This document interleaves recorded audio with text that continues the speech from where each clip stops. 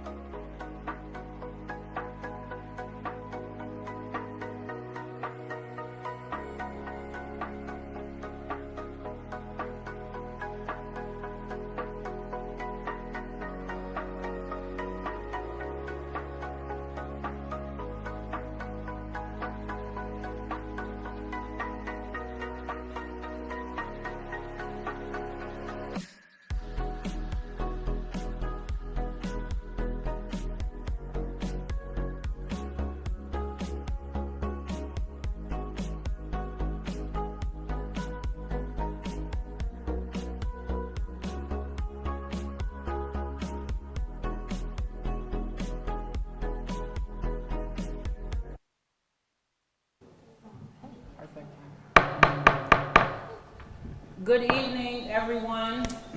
We want to call to order the meeting. Today is Tuesday, April 12th, 2022. This is a work session of the Southview Lyndhurst Board of Education meeting. We want to welcome those who are watching us online, and welcome to those who are here joining us today. Dr. Reed, her cabinet, and administration and staff. Good morning, good afternoon, board members. Good morning. It is now 5:32. May we get a roll call?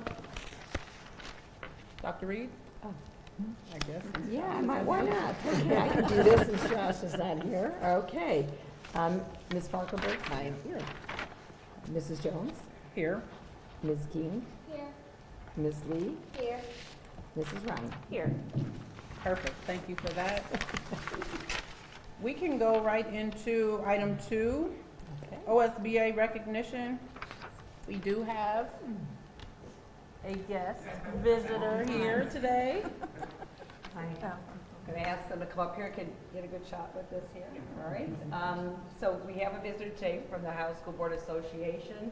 I'm going to let him do his presentation, and because we have somebody that has hit a milestone in being a school board member. So we have Mr. Concepelli Yes, here. I'm Reno County Point for the House School Board Association, the Northeast Regional Manager. Every year at our spring conferences, we like to honor those board members who hit milestones. We start at 10, we go in 5-year increments, and then we like, if they can't come to the spring conference, we like to come out to their local board meetings and congratulate them.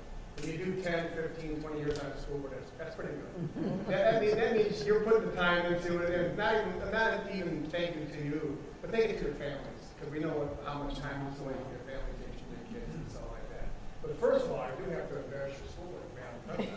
I do have an old award going back to probably 3 years ago.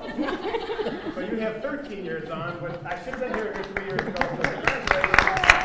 3 years on your 10-year certificate here. Thank you. And then the overachiever in the room for 15 years. Can never get away from this stuff. To board member Ryan for 15 years of service. So congratulations. Thank you.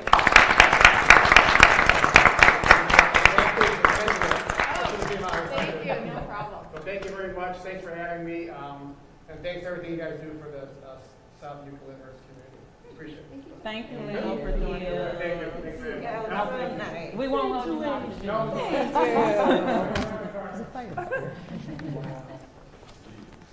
All right. Well, congratulations, Ms. Ryan. 15 years. So crazy. All right.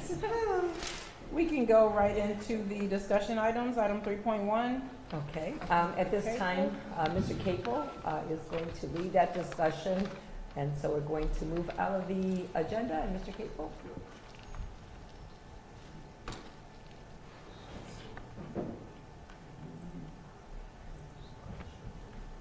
Oh, thank you. All right, so exciting news here. We've been talking about this process, if you guys remember, for a while now. Along with the course description book, now with the scheduling process that's been going on. So we wanted to update you guys on what 22-23 is going to look like and beyond.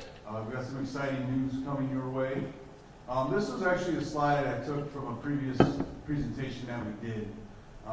When the scheduling team, with Joe Nicholas, the counselors, different administrators all sat down, our original purpose was design school schedules that will accelerate student learning, increase core instructional minutes, and enhance elective offerings.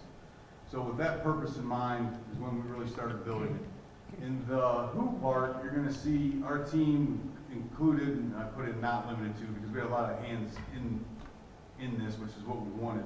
Administrators, counselors, sped, curriculum specialists, etc. You all saw Ms. Ball present on the course description book, and her and the high school counselors have been unbelievable throughout this process. There's been team meetings with Mr. Nicholas, building teams, content leaders. I've met with the PE department. Dr. Reed's been meeting with the music department. Mrs. Bastock and I have been meeting with the art department.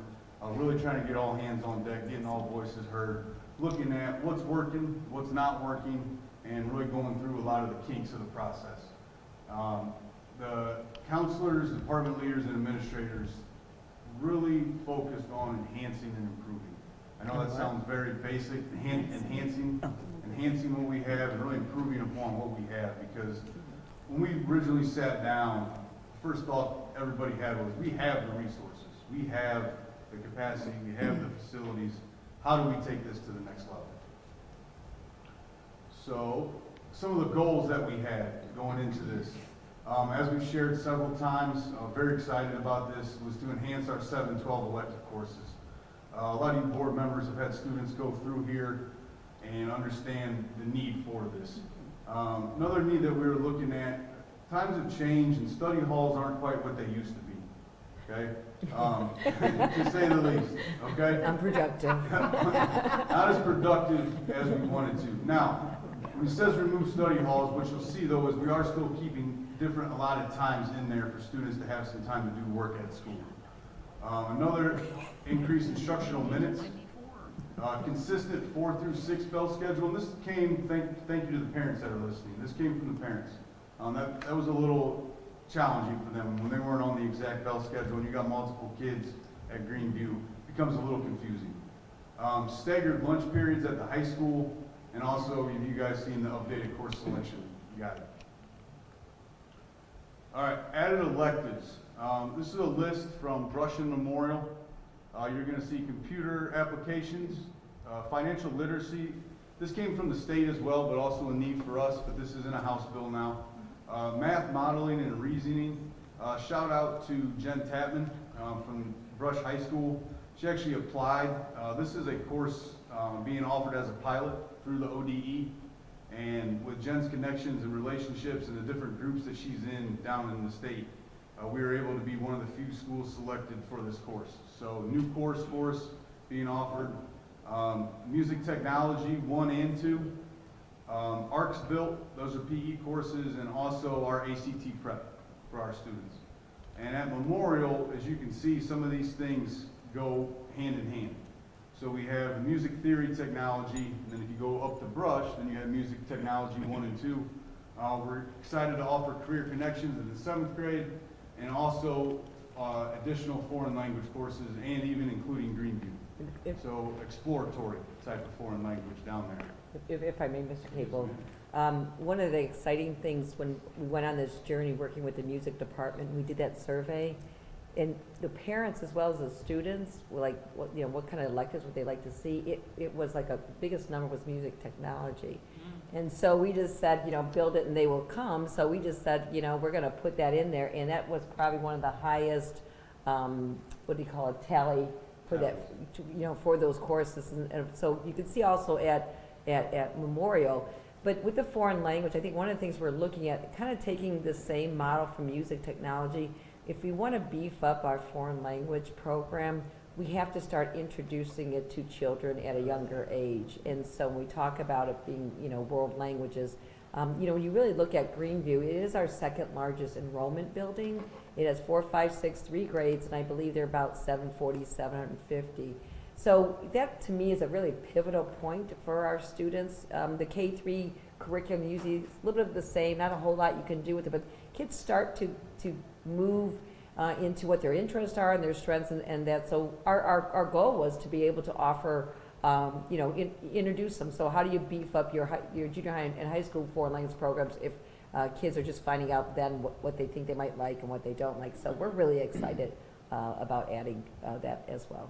So will that be added languages or starting Spanish, French? No, one of the things what we want to do in an exploratory is, when you look at, you introduce kids to kind of what American Sign Language is, what Spanish might be, what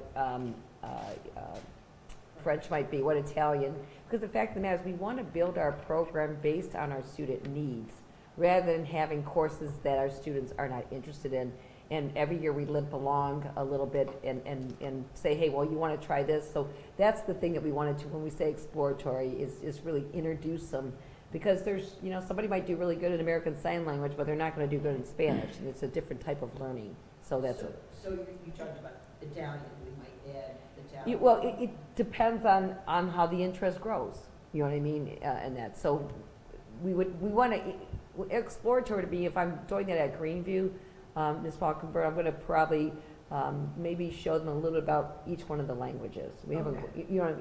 it'd be kind of like music. What music is a little bit, it introduces them to the strings, introduces them to percussion, introduces them to winds. And so when then a child gets into band, they're gonna know, you know what, I can't do winds, but I'm really interested in the percussion. I can bang really good and like that. So that's the thing that, really kind of taking that same approach where every foreign language, it has a little bit of a nuance to it and things like that. So it's kind of like one of those things that's exploring. We'll see where it takes us in that. And on top of that, the one thing I found interesting, I was walking the hallways of Brush, after the tallies came back, our American Sign Language tallies were It's through the bursting. roof. Yeah. And I was talking to some of my former students in the hallways, and it was funny to hear them say unique, that they're like, yeah, after listening to Governor DeWine during COVID and seeing the sign language person on the side, I was like, never even dawned on me. Yeah, right? So, They liked it. Yeah, it really struck them. So those numbers have really skyrocketed too, so. And it's that come, was unique. right, and it's come a long way, American Sign Language. I think we went down that road maybe 6 years ago. Actually, colleges are accepting that as a foreign language. And so more and more kids, we're finding that different students gravitate to whether it's Spanish or American Sign Language based on their style of learning. And so it really kind of gives us a little bit of both.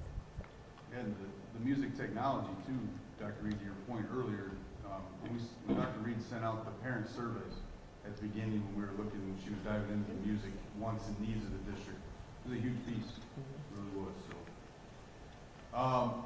this is one of our other goals, as you saw earlier, was to add increased instructional minutes. And with the slogan, making every minute count, these are just some statistics for you to take a look at. We were able to add 125 instructional minutes at Greenview. We added an enrichment and intervention for all students opposite of their lunch period at Memorial. So that's where that study hall came out, but we added in this enrichment and intervention time for them, which will be led by teachers. Brush High School, we added 40 instructional minutes. And at Greenview, grade level core teachers planning period together, which is critical. That's big. Having that time for true collaboration. And the K-3, still working on some things. Their times aren't going to change a whole lot, but we are looking at doing some final tweaks with them. It starts at Brush and goes all the way down, and we're just finalizing the elementary schedules right now.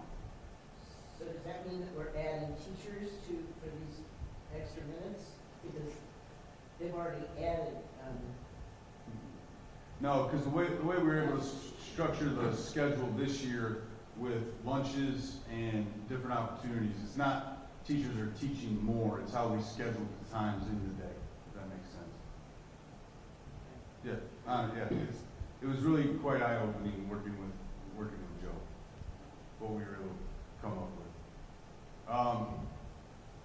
Into Wednesdays, I know Dr. Reed wants to talk a Do you little want to bit. talk first? Yeah. Okay. First of all, I want to take this opportunity to thank the Board of Education and the parents of this school community allowing us to have early release Wednesday, every Wednesday. We realized that was a big sacrifice for a lot of families, and we said we had a lot of work to get done, and I hope this year has shown that we have gotten a lot of work done. And so we as a team met together and felt, do we need to continue to have an early release on Wednesdays? And we felt that we've gotten a good part of the work done, and we actually do not. So for the 22-23 school year, we are going to go back to having our regular scheduled days. And that'll be get with mixed emotions. People love them, people hate it, whatever. We are going to do, you'll see in the calendar, probably 6 continuous improvement days. So we do need the time, but to do that every Wednesday, we would be kind of filling time, and we don't want to do that. And so we had mulled over it probably for the last 6 weeks, and they were pretty unanimous. They're like, no. And I'm like, are you sure you don't need it? This is your chance. And they felt they had got a solid foundation that we don't need to do that. But what I'd like to leave open is it is something that we've learned how to do. And if we really feel like we have to do it in the future, it may not be every Wednesday, but there might be a time where we have to. But at this point, they think that we would not be needing that time for next year. And in this slide, I'm not gonna go through and read all the goals we accomplished, but just to reiterate what Dr. Reed said, thank you to the community especially, and to the board for allowing us to do this, because as you can see, we did get a lot accomplished. The first section there is from the curriculum instruction, and then the conscious discipline and DEI training that was able to get done in those Wednesdays. Has really set us up for the future. So those are just some of the goals in there. And NT, do you have anything you wanted to add on your guys' end? I don't, thank you. Yep. And then now the CIDs that Dr. Reed was just discussing. So the continuous improvement days. So we are looking at doing 5 days. The August 16th would be a kickoff with new initiatives, goals, and purpose. September 21st would be benchmarking, data analysis, and instructional priority focus. October 27th, again, looking at the priorities, recalibrating and setting goals. February 1st, once you have that benchmarking data, again, going in, instructional priority, recalibrating, setting goals. Then May 3rd is your final data analysis and going into the 23-24 instructional priorities. And also you can see down there, how these will work is half a day will be curriculum instruction, and then the other half of the day is going to be focused on diversity, equity, and inclusion. So really trying to break these up for our teachers, get them the curriculum instruction and also the diversity, equity, and inclusion piece. And we'll have more to come on this in future board work sessions on layouts and different things. Which is still embedded in the board. Absolutely. I think one of the things we looked at here is, I told my team, be strategic about it. You know, if you are going to have them in certain months, I mean, what, you know, do you front load? What is it? It's a natural flow. You look at data, you make your plan, mid-year you check it, where you're at, and then of course at the end of the year, people might ask, well, why didn't you at the end of the year? Because how far did we get? How well did we meet our goals? And it's just like passing the baton, and let's keep moving forward. So I think they did a nice job looking at it strategically. There's obviously a lot more work that needs to be, but really wanted them to think through, well, I don't want to just tell the board or change the calendar that we're going to have these days, you know, strategically, how will we utilize them? So. Also going into 22-23 school year in terms of scheduling, this is what the schedules are coming out as right now. Always to be determined because it's April. But Brush High School student start times 7:45, Memorial 7:50, Greenview 7:38, and K3 somewhere around 8:10, 8:15. Student end time 2:59, 2:52 at Memorial, 2:14 at Greenview, and 3:30 at the K3 level. And Mike, that's pretty similar, as you know, over transportation. You're not going to see a huge flex there in the minutes, correct? Correct. And again, this is just the previous slide. When we started this process, we wanted to enhance our electives. We wanted to remove study halls. We wanted to increase instructional minutes, consistent 4-6 spell schedule, staggered lunch periods at the high school, and update our course selection guide. And proud to say, you know, we hit them all. And it's not an eye thing by any means. It was a week.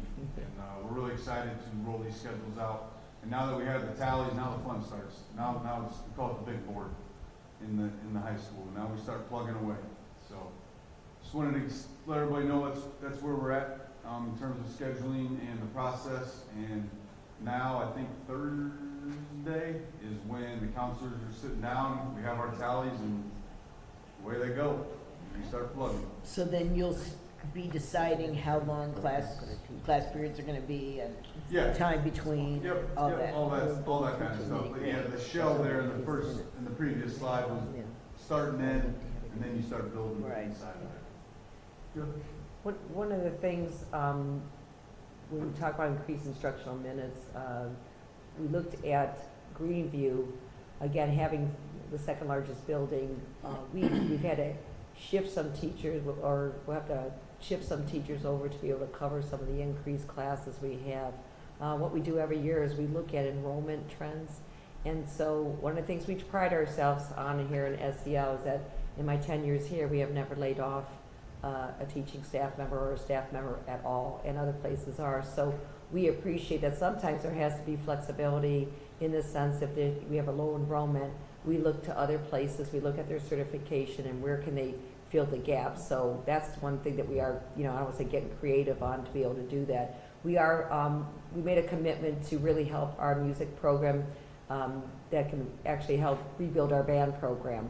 And so Greenview is the place to start, not Memorial. And so, for example, one of the differences in fourth grade, you would get a semester that's a half a year of music, either the first semester or the second. And one of the things that we said is, no, you're going to get it every day, not every day, once a week for the whole year. So that means that you're also going to have to add some teaching staff in that case to do that. So we're really excited about that. And then, again, introduction. We were looking, I don't know if we were going to accomplish it, but we were looking to how do we actually take those music teachers instead of utilizing them for supervision, for recess, and that is really having them teach small groups. So there's a lot of things that you're not seeing here that we're also accomplishing as well. So when we talk about increased instructional minutes, we're increasing it a number of different ways, depending on the building.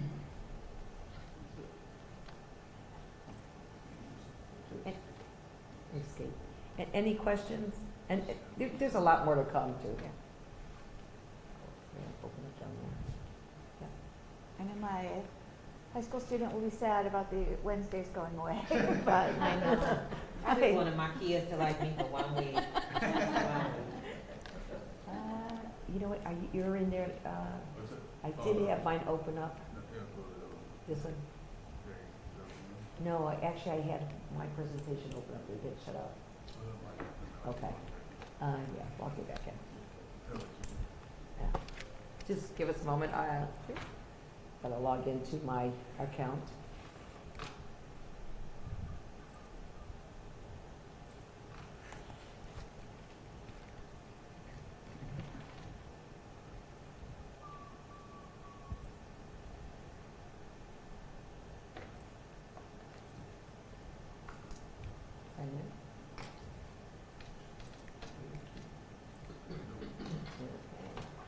Where am I at?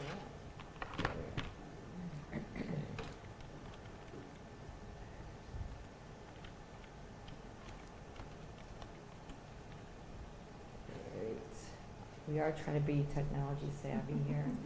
It takes us a little bit longer. All right, we'll go here and let's go here. And I think this is it. Okay. All right. So this evening, I know a lot of people can't see it online, but I'll just explain a little bit. So we've talked a little bit about the first part of this board work session about academics, scheduling, and different things like that. I think one of the things that we also need to talk about is the, I don't know how to explain it, it's I guess the social emotional piece, the behavioral piece of schooling. And one of the things that we have found, and we're not alone in this, I don't want to say it's like a difficult year, but I think it has been a challenging year because I don't want people to think that the team hasn't worked hard. Remember in 2021, we really, so in March of I'll never forget March 17th of 2020, we went home for something that we thought was going to be for a few weeks. And we didn't finish out that year in person. And then 2020, I should say August of 2020 to June of 2021 was not really your typical year either. We had many students that families, due to the pandemic, chose to keep their child at home for really good reasons. And so we knew coming back into 21-22, and I said to my team in August, I looked at them all and said, this is going to be our challenge year because we committed to in-person because we felt that was the best way for our children to learn. But you have to remember some people had been out for a year and a half. We've had staff members that were dealing with their own sometimes emotions and challenges. And again, none of these are all meant to be respectful, but our reality. And so we knew that I said to them, remember in August, I did stamina. And I said, this is going to be a challenge to our stamina, not only as administrators, to our students, to our families, and to our staff, because it was like, now it's 8 hours a day, 5 days a week. It's not 6 kids in front of you, it's 20, 25 kids in front of you. And so it's every day, and it's kind of like, no, you can't just perform 3 days a week, we need you to perform 5 days a week. And so, and then take right before Christmas and the holidays, it was something I've never experienced before. We were limping along just to get to break where we didn't have staff and things like that. And so, you know, we're seeing a lot of youth behaviors that you always have and we get, but the volume seemed to be bigger. And so what we looked at is it was almost like redoing schooling. I don't know how else to say, we talked about that. And it's like, so we've had conversations with our teacher leaders and things like that, because we really felt like a reboot was necessary. And what better time to do it is now as we get ready going into next school year. And so I'm just going to read through some of the things that, you know, what we did at our alt meeting last Thursday was discuss the what, who, when, and our goals. And I think what we looked at is, as a district, is really what is the SEL way? What is our shared expectations? Excuse me. And so you could read up there, and I'll read for the folks that are listening, is they really work on shared expectations and procedures at the building level, identify expectations and build systems, and that's important, that support the district's commitment to equity, diversity, and inclusion, and the tenets of conscious discipline. So what we're talking about is not just rules and punishment, we're talking about really those shared expectations of behaviors when you are an SEL student and you walk into our buildings. And so, you know, we can have a really grand plan, and I can show all the board policies that I want, and we can have a handbook, but really, you know, the work has to be done at the building level, and it's really about not just conversations, but having those conversations and acting on them. And so, and we really believe that involves not just the teaching staff. You know, I was a former building principal. It involves everybody. I'd like to say it involves everybody from the bus driver. That minute that child gets on the bus, and that's not an easy job, folks. You couldn't pay me enough to do that. And that actually sets the tone for the day for some of the children, you know, one way or the other. To the custodians, to our safety services, to the food service people. So I want folks to know, as though maybe a bulk of our work will be with the teaching staff, it really needs, everybody needs to have a voice in this, and that's the message that I'm sending to our principals. And then we have what we call Building Advisory Committee. So we know that this is just not going to be an event, folks. We know it's not an event. And so what we are doing, though, we are taking advantage of the last few early Wednesdays we have. Sorry, Greg, if you're listening to this, you know, we are going to have to figure out another way. But I'm not going to click onto the slide, but, you know, actually tomorrow, the whole staff. And really get into, we have a template. Now, the reason I say template, don't think it's just like everything has to be the same, but really, if we are one district, we want to be able to discuss, you know, what are our expectations for our students, you know, how do we react, how do we deal with them? So in a sense, it is a shared expectations and a system we built. So April 13th and April 20th, you're going to see that our principals will be leading whole group discussions with regards to those shared expectations. And then what I didn't want to do is, I know that there's a lot of work still planned with diversity, equity, diversity, and inclusion, and also we are adopting a new math curriculum. So there are things planned out, but our goal is this. By June 1st, we're going to circle back around with our staff one last time, and we really want to get everybody's input, because we have a administrative retreat on June 13th, which includes our assistant principals and our principals. And what we do is, those are work sessions. So we're going to take everything and that we've collected and really put it into something that's of action. So the reason I'm not clicking on some of the links to I want to give our principals the opportunity to introduce us to the staff tomorrow first, but I think the timing of it is important for me to roll it out for the board. I hope by the May board meeting, we will actually have some work that we can present, and maybe even our principals can get up there and show some of the things that they've done. So really what we're trying to do is, I know we have a district handbook, but sometimes as a building principal, you gotta even pare that down even more. What are your non-negotiables?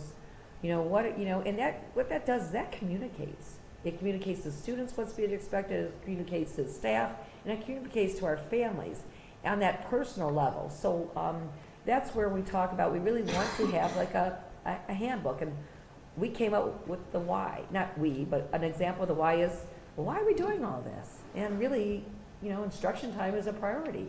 If we have all these distractions, and we have these fights, and we have all these other stuff that are happening, and cell phones and different things like that, it's getting in the way of our instruction, folks. And so, this is just an example. I stole it from somebody who was a principal. Every moment in the classroom is critical in providing our students with highly effective research-based instructional practice assessments to guide towards mastery and intervention to learning gaps. I always felt it's important to explain to people, including our students, why are we doing this? I think when you explain the why, to a level that they can connects with them, you have more commitment and not just compliance. Compliance is only going to get you so far. So we really need consistency. What I've learned, one of the issues that I see happens, especially at the secondary level, Memorial and Brush High School, there seems to be lack of consistency of how an infraction is approached. And I'm not just, let's start even with the classroom. So sometimes some classroom teachers are more tolerant, like maybe after 3 times, then I write you up for being late, and then maybe another classroom, I'm going to write you up the first time. And so there really needs to be dialogue on there, what that really means. We call that progressive discipline. I think there needs to be a progression. And so then even talk about when that happens, even on the administrative level, you've got 5 administrators, there needs to be some consistency with regards to how that administrator responds, or how Administrator A or Administrator B responds to that. And I think that's the piece, transparency is lacking. Whether we had it before, I can't tell you, but all I know is the 2 years have done some damage to that system, and it really needs to be rebuilt. And so, those are some of the things that we're looking at. One of the things we had at that meeting was, I had Ray, who hasn't been a building principal for probably junior high and high school, right? Yeah, had a nice example of what she had for a high school handbook, and it spelled everything out. And I tell you what, being a student myself and being a professor, it's kind of nice when people know what the expectations are. And when people know what the expectations are, you have more success on everybody's part. And so we had some of our, I want folks to know I had some of our principals share some what we call practices that they're doing. So I don't want the public or the board or anybody else to think we don't have these things. We have pockets happening, but in my opinion, it needs to be a better K-12 alignment of that piece. So we are, maybe what we'll do too is we have a really exciting, it's called EduClimber, did I get that right? So we have another software system. I personally had a preview before they did because I got to be able to talk about it. I think it's also going to help us to, it's like that data notebook. And what's exciting about it is you get to tell the story academically and maybe behaviorally of some of the stuff where, when the child moves up to the next grade level, things that have worked, things that might not have worked, and things like that. So, and really be able to get to root causes. And even I could see maybe some of our youth development specialists being able to have some of that data at their fingertips of not what's currently happening with that child, but be able to know maybe for the past 2 years through this, we'll call it just a data notebook with EduClimber, what happened. So I'm really excited about pieces and parts that we're missing. I'm a systems thinker. I know we got some teenagers as a systems thinker, and we're missing a system.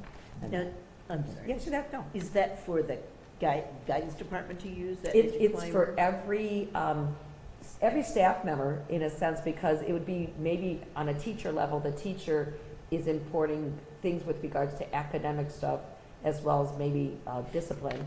The guidance counselors could have a certain access to see their caseload, so to speak. So it's really, I as a superintendent can run reports.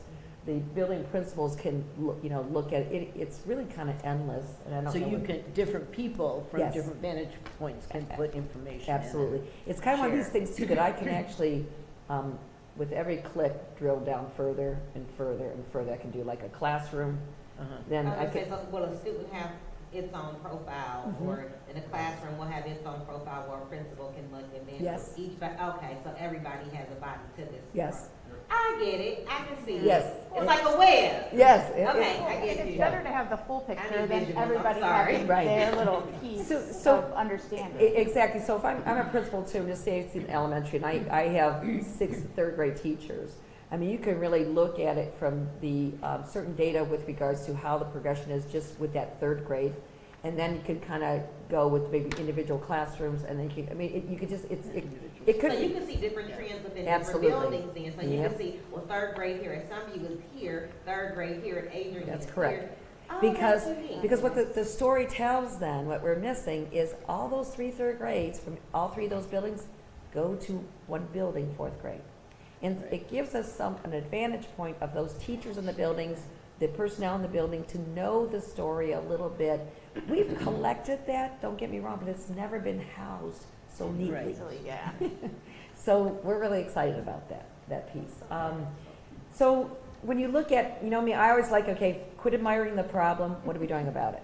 And so really, in our discussion with some of the teacher leaders, I mean, you can have a lot of expectations, and I don't want to set too many, it's not up to me. But I always tell people is set the expectations that you can manage.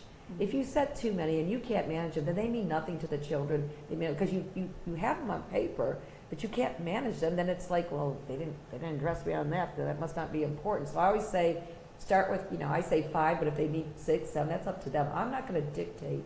That's why it's so important that they do this work at the building level.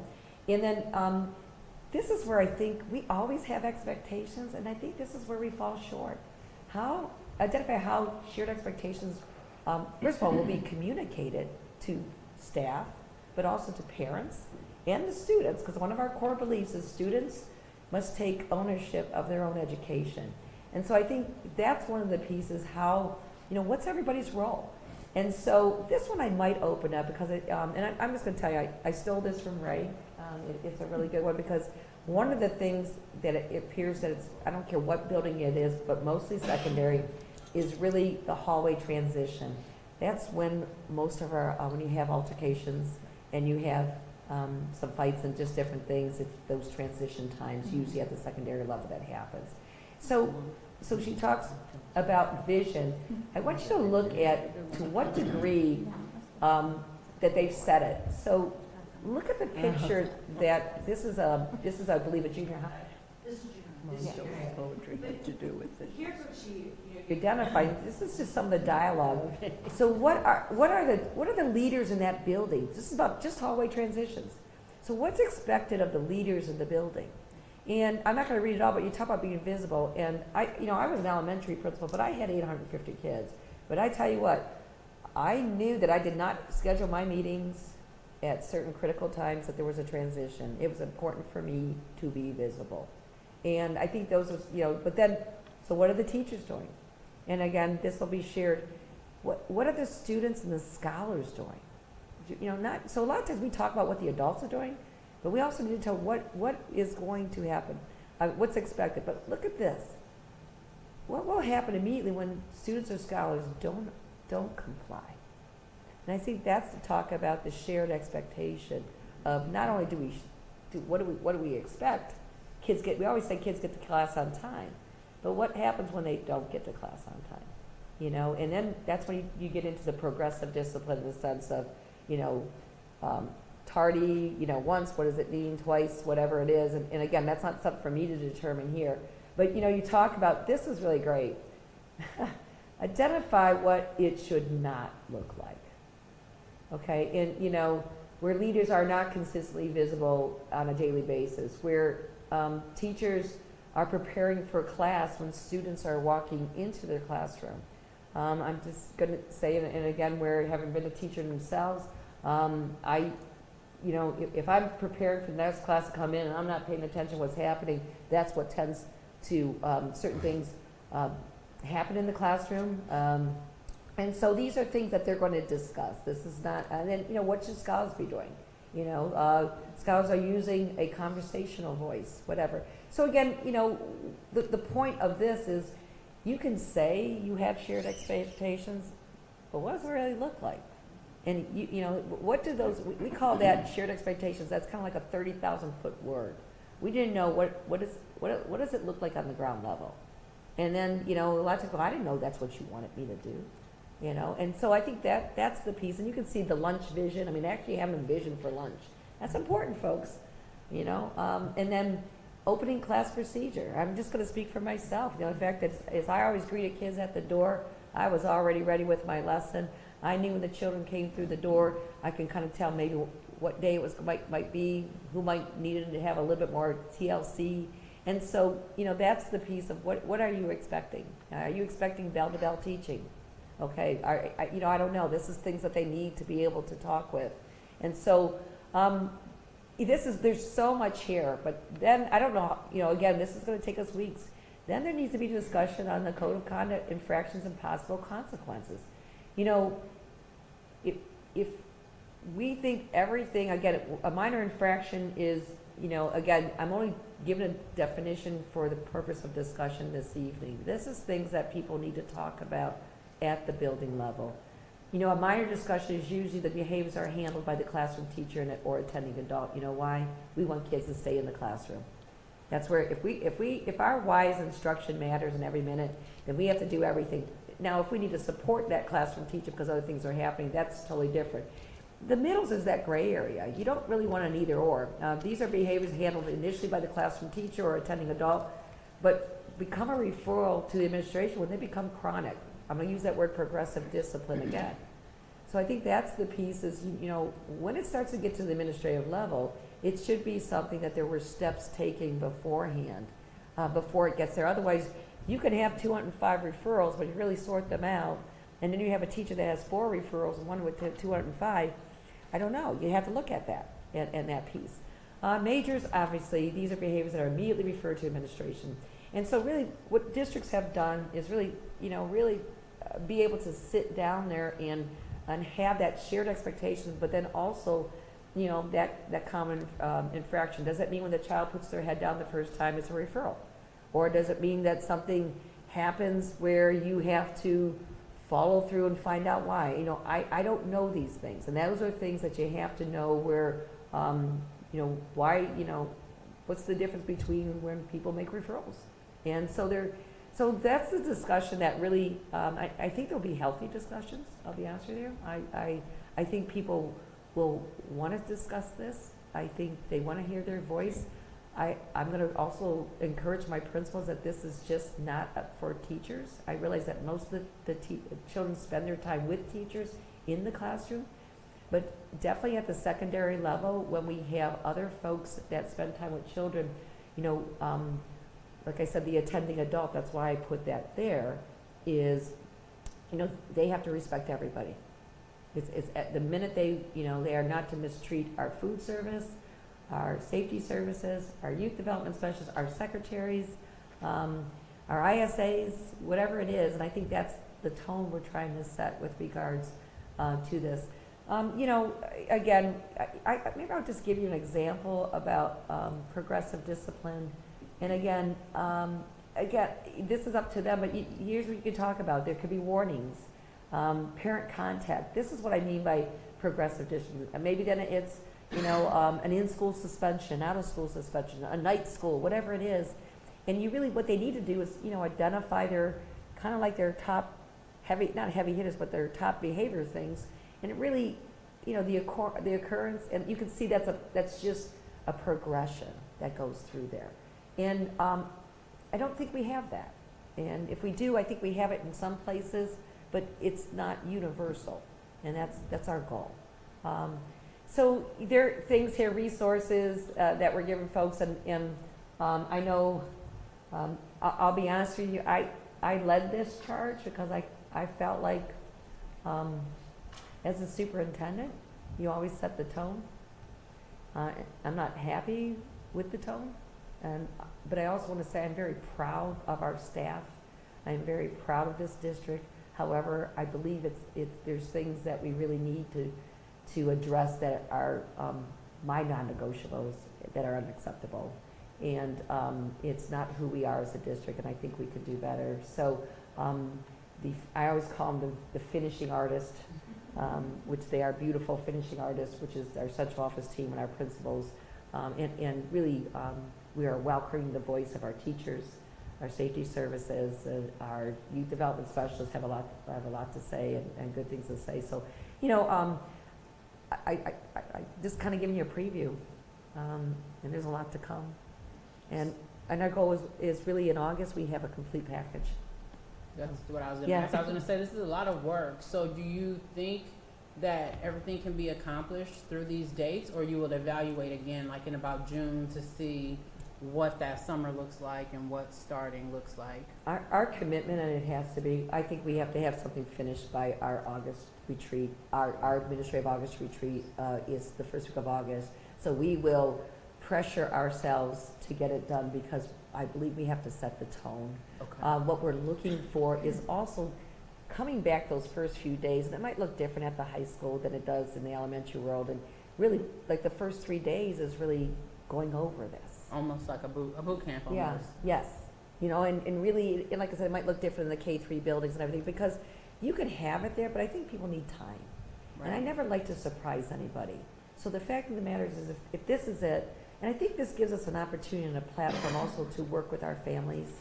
And I know that our cell phones are a really, not just here, a really big issue. I just came from a first ring meeting today with first ring superintendents and mayors, and it is something that is part of our youth culture that is really, I don't want to say acceptable, but sometimes they just don't even see that what they're doing is wrong. And when people share things that are inappropriate, an altercation between their classmates, I don't know if they realize, but they victimize that child and that student over and over and over by resharing it. And that's not something that's acceptable, especially not for those children and that family.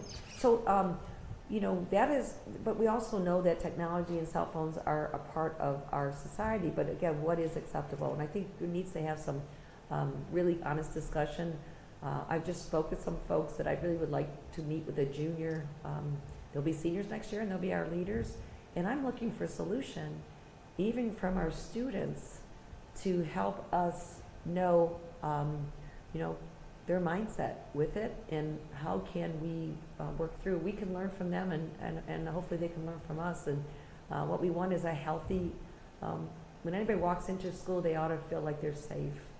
And they ought to feel like their life is their own and their life is not exploited by other people. And I think that's something that I don't have the silver bullet, but it is something that I think needs to be addressed, and we're all in on it. So. What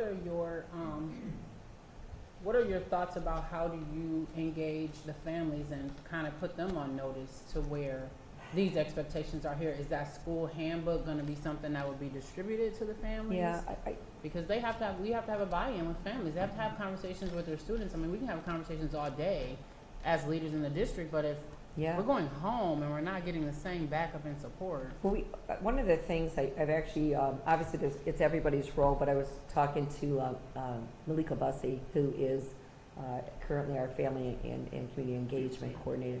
That's what we're talking about, is really having a series of sessions to really, you know, talk with our families and really go over it with them. I don't think it should be a one-shot deal.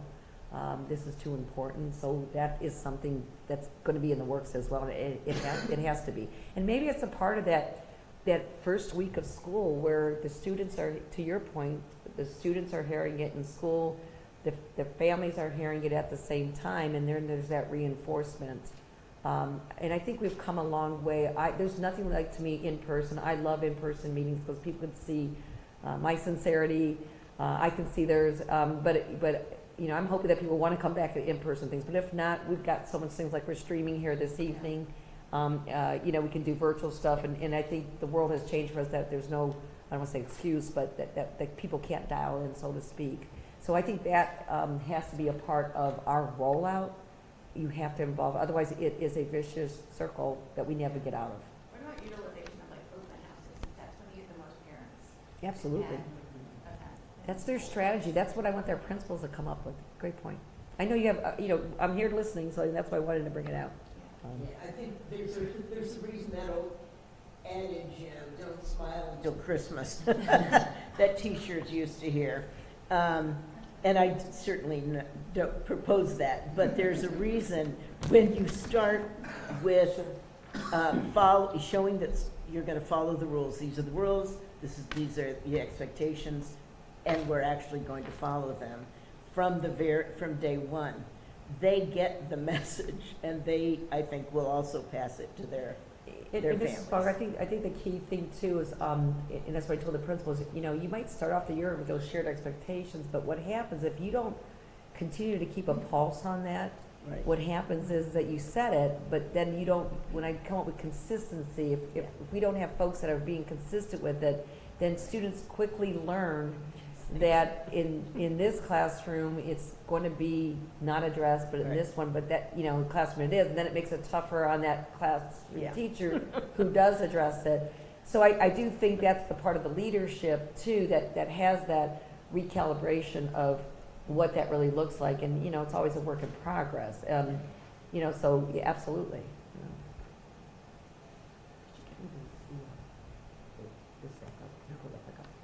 While Mr. Capel is pulling up our agenda, again, stay tuned. I expect us to report something in May, and then probably June. You know, the more I'm thinking it, you know, even though Rob, because I think we can report a little bit in May. You can see it's massive. It almost makes your head hurt. But I'll be honest with you, I'm excited because I think it gives us a path forward. I think it's an opportunity to kind of reset and restart, and we've learned a lot over this last year. We have a lot of new people. I mean, we have a lot of new administrators, we have a lot of new teachers. I mean, when was the last time we looked at our student handbook? I mean, I remember having discussions about it years ago.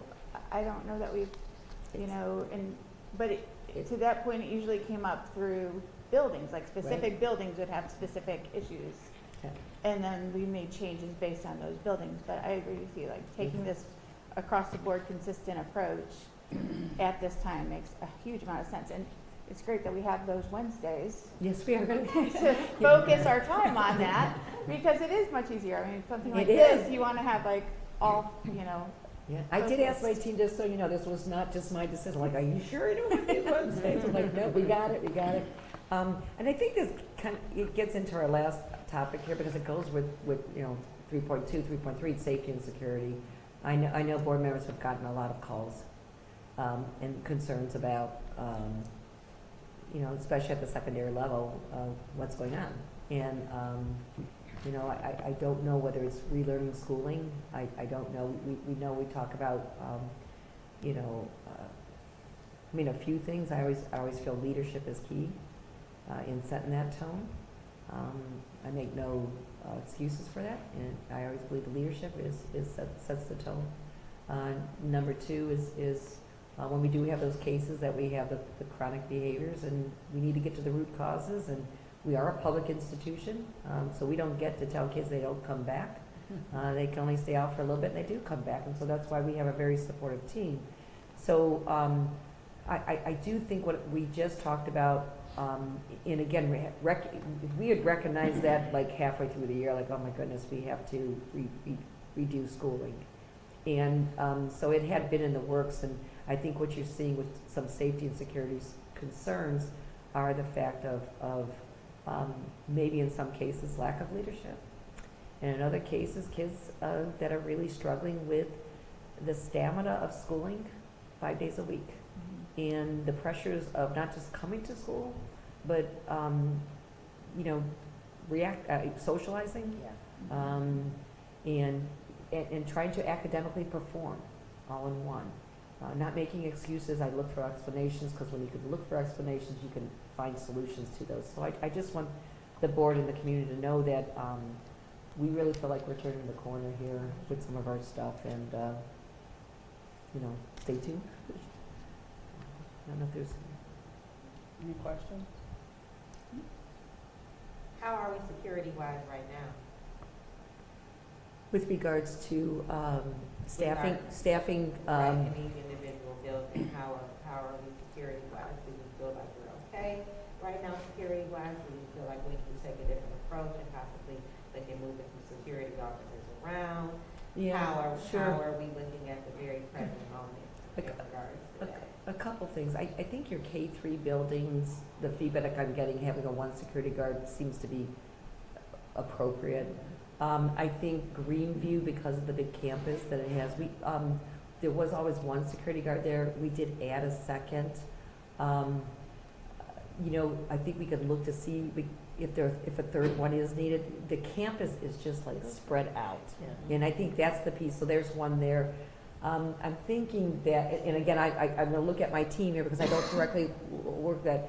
Memorial has how many? 3. And that appears to be okay. I don't know. We haven't talked about, the high school has how many? 6? I thought it had 6. We've had to replace some, so I think that's the piece where. Six. That's what I'm thinking now. I would say to your question, Ms. Lee, looking at the high school and the way that this campus is laid out too, that might be something where there's a need as well. I forgot how many doors this place has. It has a lot, and I want to say like 86, but I might be, maybe I dreamt that, I don't know. But for some reason that number comes in, it's, unlike some other schools, when you look at Garfield Heights City Schools, it has 3 floors and it's built up.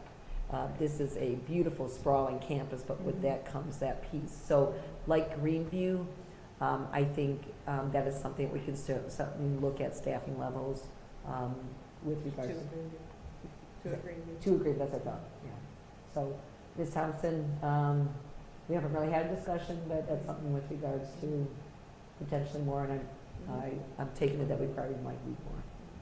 Is it unrealistic to, I don't know, I feel like K-3 buildings have stabilized.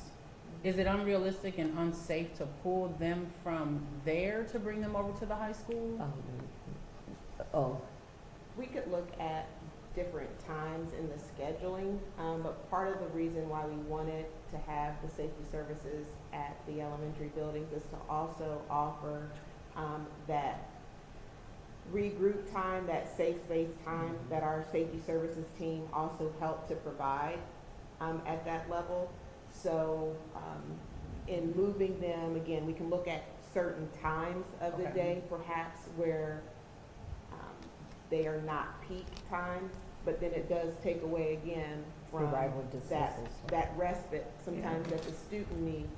We're getting them to work on their breathing and being able to self-regulate. And so our safety services team are aware of that and create those opportunities.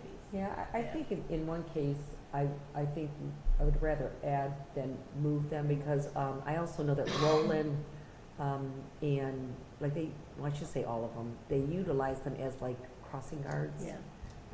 Safety things on the outside, because they don't have that anymore in the cities. And so there's some pieces there that are kind of critical. And to Ms. Thompson's point, I guess they've embedded themselves with regards being more than just, we want to have a positive start where they're more than just pulling them from class. We don't expect that at all, actually, anywhere.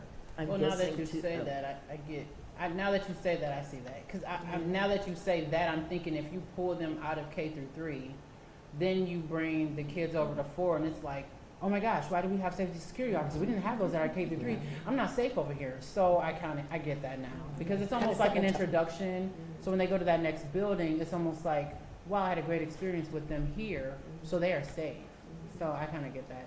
Does the, if you don't know, it doesn't matter, but I can't recall. Does the contract and the union cap a certain number? Do we have to make a plea to why we need? No? Okay. I think it's really, based on need. I also would like to say too, I'm gonna go back to leadership, because it's, you know, we've heard recently, just speaking to somebody from somewhere else who's is talking about, you know, meeting with their safety services once a week. They have an hourly check on the doors.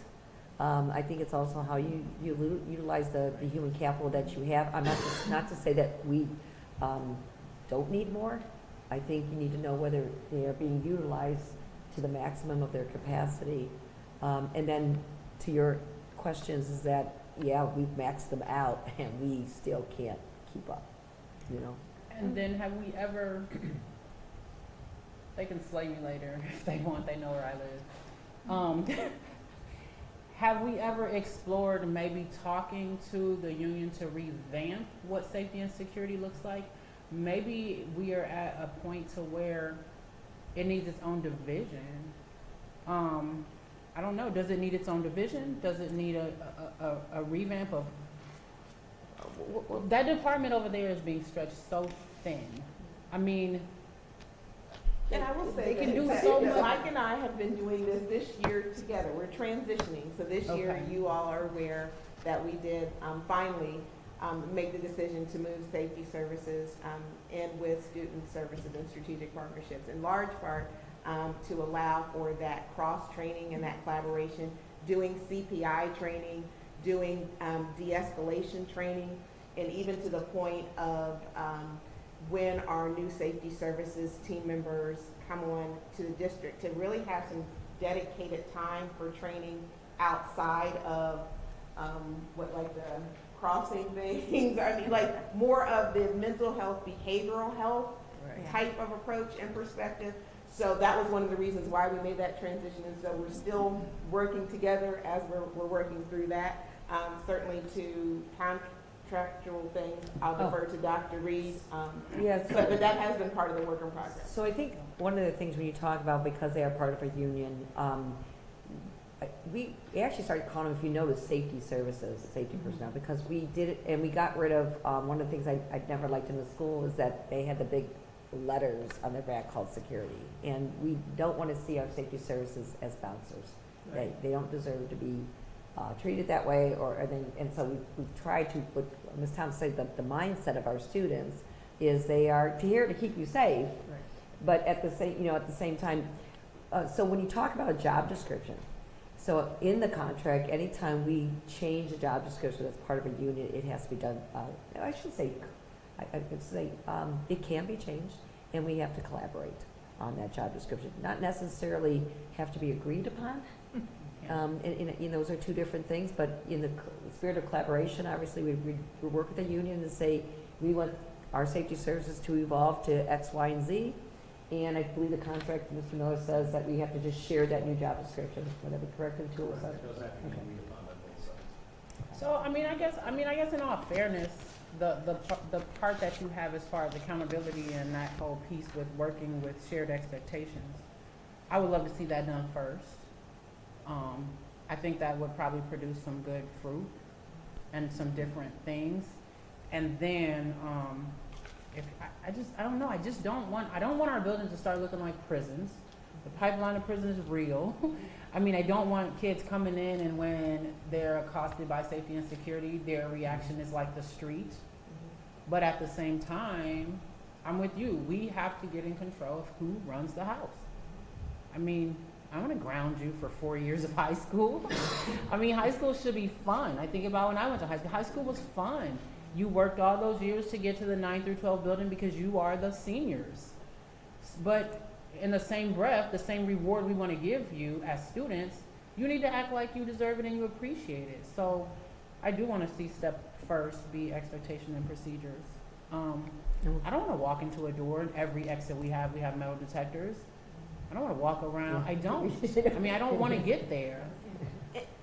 And I don't think that that's our desire. I can say also in having J.C. Collins this year working in a different capacity with school safety and that level of support, working with our safety services team members, assessing what some of the hot spots are, what the needs are, looking at as Dr. Reed indicated, we have a lot of doors, for example, at Brush, you know, and even hearing their feedback, asking them, you know, what are some of the things that we can do to best support. So, so this year has been one of transition, and as Dr. Reed said, there's work to be done.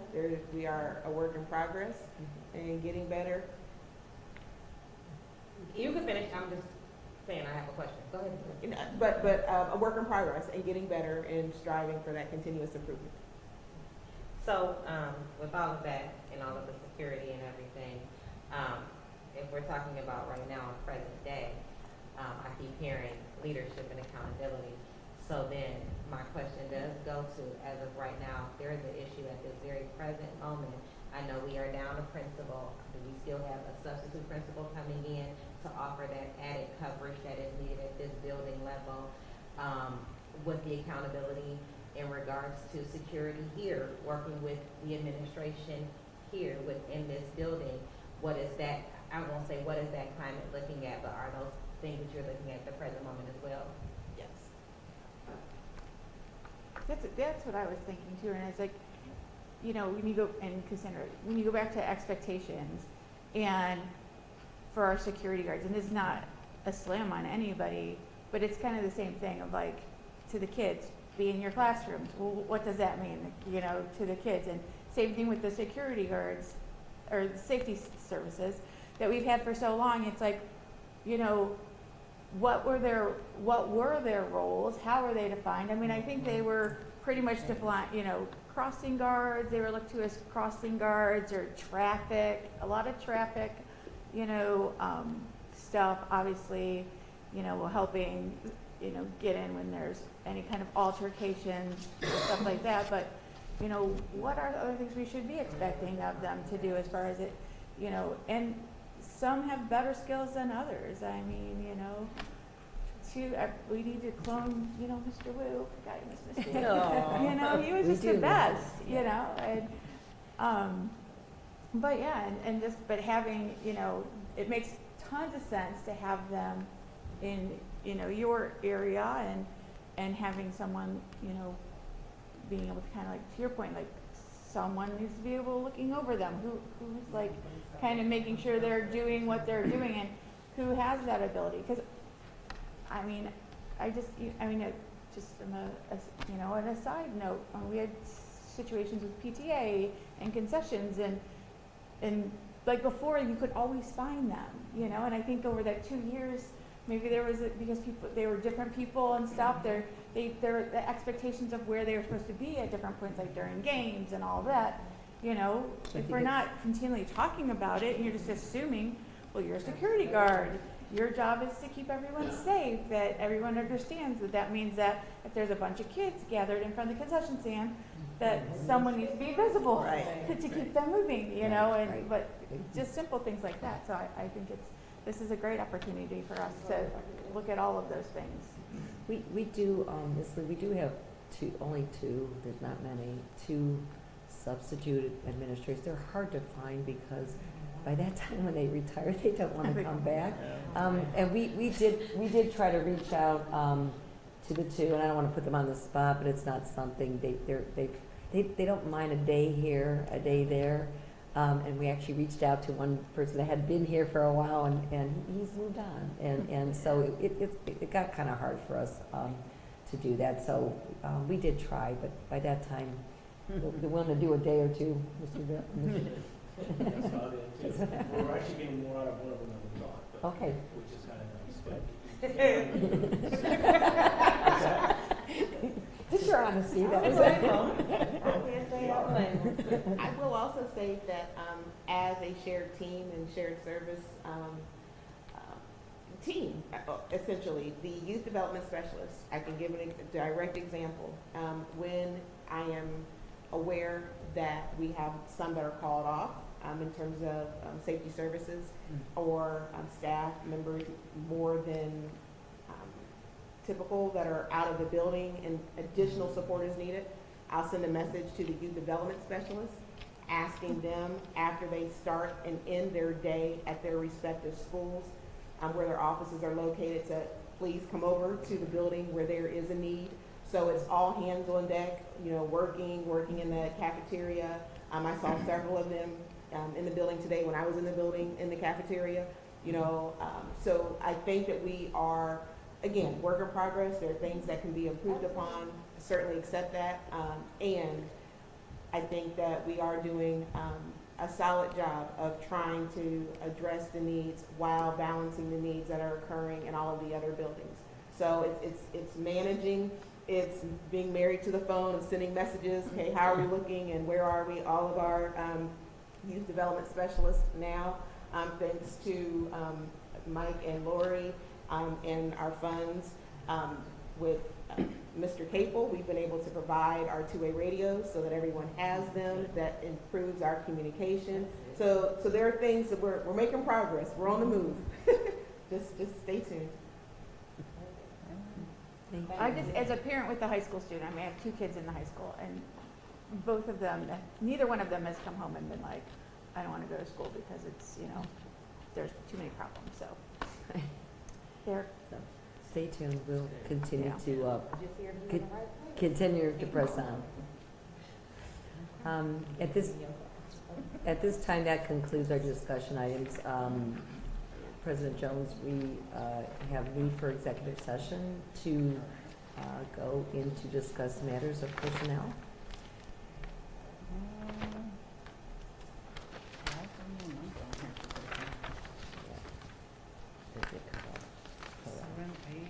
It doesn't have just two appointment personnel? No, it went over here